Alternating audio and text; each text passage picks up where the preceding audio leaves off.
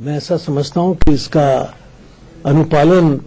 शीघ्रता से किया जाना चाहिए, तत्काल शुरू कर देना चाहिए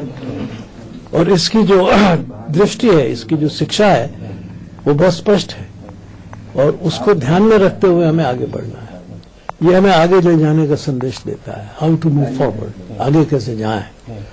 पीछे क्या हुआ वो एक अलग परिप्रेक्ष्य था, आगे क्या जाना है और इस आगे ले जाने में इस राम मंदिर के निर्माण की महत्वपूर्ण भूमिका है, रहेगी भी, क्योंकि श्री राम इस देश की बहुत सी चीजों का प्रतिनिधित्व करते हैं, इसकी अस्मिता का, इसकी संस्कृति का, इसकी मर्यादाओं का, इन सब चीजों का एक बहुत श्रेष्ठ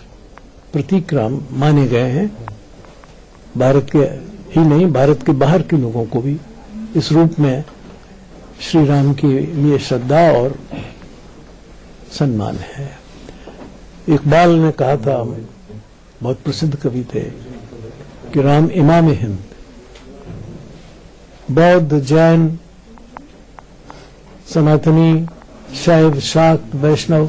सभी के लिए राम एक आदरणीय, अवतार योग्य, पूज्य, बौद्ध, जैन, सनातनी, शैव, शाक्त, वैष्णव सभी के लिए राम एक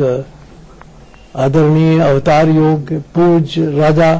किसी न किसी रूप में स्वीकृत और मान्य है। कोई तो उन्हें परम ब्रह्म का भी प्रतीक मानते हैं। तो इसलिए राम की जो एक प्रतिमा इस देश में है, वो इस देश की एकता और इस देश की सांस्कृतिक का जो प्रवाह है उसको मानने के रूप में रही है। सुप्रीम कोर्ट ने भी इस प्रश्न को इस रूप में देखा है कि राम के जन्म स्थान से जो भी संदेश जाए वो इसी सौहार्द का और भारत की सांस्कृतिक मजबूती का, उसकी प्राचीनता का और उस संस्कृति पर आधारित हजारों साल से टिके हुए भारत का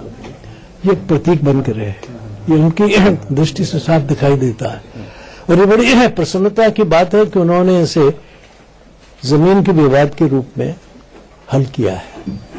और इधर उधर के प्रश्नों से इसको स्पर्श नहीं किया है। ये भी सुप्रीम कोर्ट के लिए मैं समझता हूं इतने बड़े दबाव में उन्होंने अपने आप को उससे अलग रख के जो मुद्दे की बात थी वहीं तक सीमित रखा है।